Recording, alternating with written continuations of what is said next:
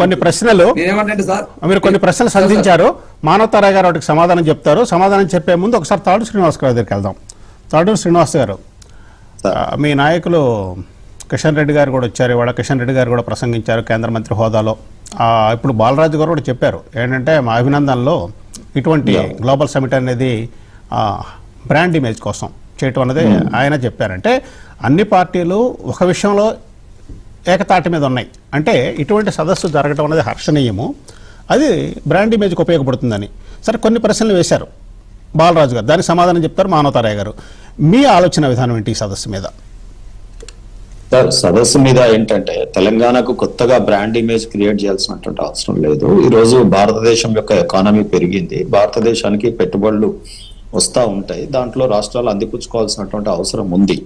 కానీ ఇప్పుడు ప్రతిపక్షం ప్రభుత్వం రెండు కూడా ఏంటంటే ఇప్పుడు వాళ్ళు ఉన్నప్పుడు కూడా రంగుల రాట్నం చూసినాం, వీళ్ళు ఉన్నప్పుడు రంగుల రాట్నం చూసినాం. వాళ్ళు ఉన్నప్పుడు డిస్కవరీ ఛానల్లో చూసినాం, వీళ్ళు ఉన్నప్పుడు ఇప్పుడు డిస్కవరీ ఛానల్లో వేయబోతా ఉన్నారు యాడ్స్. ఇది యాక్చువల్ తెలంగాణ డిజర్వ్స్ లీడర్స్ ఎట్లా ఉండాలంటే జస్ట్ అనౌన్స్మెంట్స్ కాదు, ఈ గ్రోత్ అది చేస్తున్నాం, ఇన్ని పెట్టుబడులు చేస్తున్నాం, అన్ని పెట్టుబడులు చేస్తున్నాం. యాక్చువల్ గా మనం ఏం డెలివరీ చేసాం, ఇప్పటివరకు ఏం ప్రొడ్యూస్ చేసాం. ఎకానమీ మొత్తం అప్పులలో ఉన్నమాట వాస్తవమే కదా. ఈరోజు పెన్షన్స్ ఇవ్వలేకపోతా ఉన్నాం, ప్రభుత్వ ఉద్యోగులకు జీతాలు ఇవ్వలేకపోతున్నాం. ముఖ్యమంత్రి గారు స్వయంగా చెప్పినటువంటి మాటలు, ప్రజలు ఎన్నుకున్న ముఖ్యమంత్రి ఖజానా మొత్తం 10 ఏళ్ళు లూటీ చేసిపోయినారు, లక్షల కోట్ల అప్పులు ఉన్నాయన్నారు, మంత్లీ ఇంత కడుతున్నామన్నారు. ఈ అప్పులు ఉన్నాయని నిన్నటిదాకా చెప్పి ప్రజలకు ఏం చేయకుండా ఎవరన్నా కంపెనీ వాళ్ళు ఇక్కడ దిగి ప్రజల్ని అడిగితే ఈ ప్రభుత్వం స్టేబుల్ గా ఉంటుందా, ఎంత ఉంటుంది, ఎట్లా ఉంటుంది అని అడిగినప్పుడు అయ్యా ఆయన చెప్తాడు కానీ మాటలు ఏమి చేయలేదు అని ప్రజలు అన్నారు అనుకోండి, ఆ ఇన్వెస్టర్స్ ఉంటారా, వస్తారా? లేకపోతే ఇది వస్తూనే ఉన్నారు కదా తెలంగాణ ఏర్పాటు నుంచి పెట్టుబడులు చంద్రబాబు నాయుడు గారి టైంకి వెళ్ళి అసలు మొత్తం పెట్టుబడులు వస్తూనే ఉన్నాయి అని చెప్తారు, కానీ ఎక్కడా కనిపించదు. నేనేమంటానంటే సరే ఫ్యూచర్ సిటీ తీసుకుపోయి ఈ రోజు అంత డెవలప్ చేసి అంత ఖర్చు చేస్తున్నాం, ఓకే, కానీ ఇవాళ హైదరాబాద్ నగరం ఏ రకంగా ఉంది? ఆఫ్టర్ ఆల్ ఒక మేము ఇక్కడ ఉప్పల్ నుండి మాదాపూర్ హైటెక్ సిటీ పోవాలంటే 2 గంటలు పడుతుంది ట్రాఫిక్. ఇక్కడ మనం మినిమం ఏం చేస్తా ఉన్నాం? రేపు పెట్టుబడులు రావాలంటే హైదరాబాద్ సుందర నగరంగా ఏర్పడాలి కదా.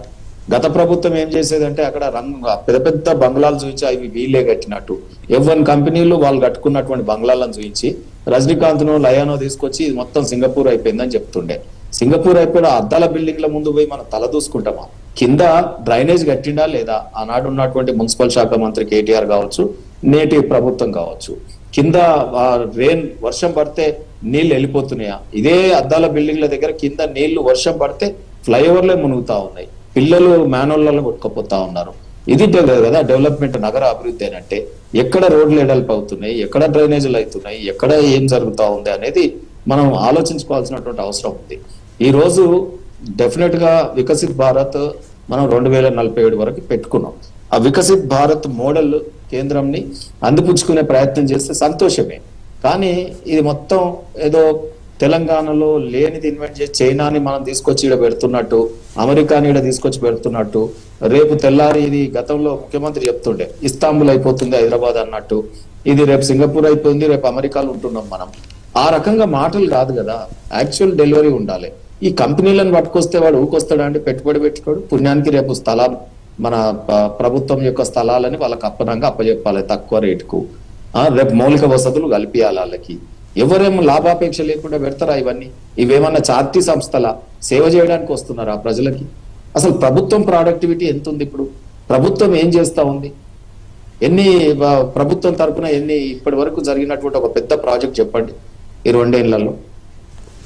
సో నేనేమంటున్నానంటే ఇక్కడ ప్రజల్ని ఈ రంగుల రత్నాలు చూపించి ప్రచార ఆర్భాటాలు చేసుకొని 4 ఫ్లెక్సీలు మెట్రో పిల్లర్స్ అన్నిటికీ గ్లోబల్ సమిట్ అని పెట్టేసి రేపు మనం 4 ముక్కలు ఆడ సూటు బూట్లు వేసుకొని ప్రసంగించి రేపు తెల్లారిపోయిన తర్వాత ఊపర్ షేర్వాని అందరు పరేషాన్.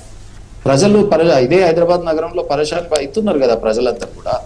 వారి సమస్యలు ఎక్కడైతే నువ్వు ఇంటర్నేషనల్ గ్లోబల్ సిటీ పెట్టుబడిదారులు అందరూ సూట్ బూట్ వేసుకొని రేపు సెక్రటరేట్ ఎందుకంటే ఒక 2000 కావచ్చు, 1000 మంది కావచ్చు, 400 500 పెట్టుబడిదారులు వస్తున్నారు కదా. వీళ్ళకి సెక్రటరేట్ కూర్చొని ఏ కంపెనీకి ఆ కంపెనీకి రోజుకు 5 అపార్ట్మెంట్లు ఇచ్చి మాట్లాడితే అఫీషియల్ గా అగ్రిమెంట్లు చేసుకుంటే సరిపోదా? ఈ ఆర్భాటం బట్టే తెలుస్తుంది కదా మనకి ప్రజల్ని మోసం చేయడానికి ఇటువంటి ఆర్భాట కార్యక్రమాలన్నీ. నేను కామన్ మ్యాన్ గా మాట్లాడుతా ఉన్నా. సెక్రటరేట్ ఉన్నదెందుకు? అక్కడ డ్యూటీ చేయాల్సినటువంటి ముఖ్యమంత్రి, మంత్రులు, ఎవరు పరిశ్రమ శాఖ మంత్రి దగ్గరికి పరిశ్రమల వాళ్ళు, ఇప్పుడు జంతువులను పెంచడానికి వంతారా వస్తుంది ఫారెస్ట్ మినిస్టరు, ఎవరి శాఖలలో వాళ్ళు వారి పిలిస్తే రారా సెక్రటరేట్ కి? వాళ్ళు అక్కడ కూర్చోరా? అక్కడ టీ బిస్కెట్లు సరిపోవా? ఇవన్నీ అవసరమా? ఈ ఖర్చులు, ఈ ఆర్భాటం లేని దగ్గర ప్రజలు ఏమనుకుంటారు? ఇప్పుడు అప్పులు ఉన్నాయని చెప్పి మొన్నటిదాకా లంక బిందెలు వెళ్తాయి అనుకునే, ఇవాళ మళ్ళా ఇంత సోకు చేస్తున్నాడు, మళ్ళీ సంపాదించినట్టు బయటపడ్డాడు అని ఆశలు పెరుగుతాయి. ఆ ఆశలకు తగ్గట్టుగా రేపు తెల్లారి నుండి మనం డెలివరీ చేయగలుగుతాం ఆ ప్రజలకు సంక్షేమాలు, లేకపోతే అభివృద్ధి కార్యక్రమాలు. సో ఎక్కడో ఈ లీడర్లు ఆర్భాటానికి పోతా ఉన్నారు కానీ రియాలిటీ వరల్డ్ మీద లేరండి. ఇటువంటిది ఒక రాజకీయ వ్యవస్థ సేవ దృక్పథంతో చేసే వాళ్ళందరూ కూడా ఇది ఒక రకంగా ఆలోచించాల్సినటువంటి విషయం. మనం ఇండస్ట్రియల్ గ్రోత్ చేసుకుంటా ఉన్నాం, ఫార్మా ఇండస్ట్రీ అని, లేకపోతే టిఎస్ఐసి, ఒక mechanical industry, IT sector industry, ఇటువంటి లేఅవుట్లు అన్ని చేసి కనుక ఏ లేఅవుట్ కా లేఅవుట్ అప్లికేషన్ తీసుకొని ప్రాసెస్ చేస్తే సరిపోతుంది. ఈ సమ్మిట్ రాగానే తెల్లారే మన బతుకులు మారిపోతాయి అన్నట్టు ప్రచారం చేస్తున్నారు. రైట్ అండి. ఇప్పుడు మీరు కొన్ని ప్రశ్నలు వేశారు, బాలరాజు గారు కొన్ని ప్రశ్నలు వేశారు. యాక్చువల్గా సమ్మిట్ అనేది జరిగితే ఆ సమ్మిట్ యొక్క క్యాలిక్యులేషన్ ఏంటంటే ఎక్కడ ఏ సమ్మిట్ జరిగినా సరే ఒక 100 ప్రామిసెస్ ఇస్తే 33% మెటీరియలైజ్ అవుతాయి అనేది ఒకటి ఉందండి. ఏంటంటే టోటల్గా 100 మంది వచ్చి 100 ప్రామిసులు చేసినప్పుడు దాని government follow up is more important.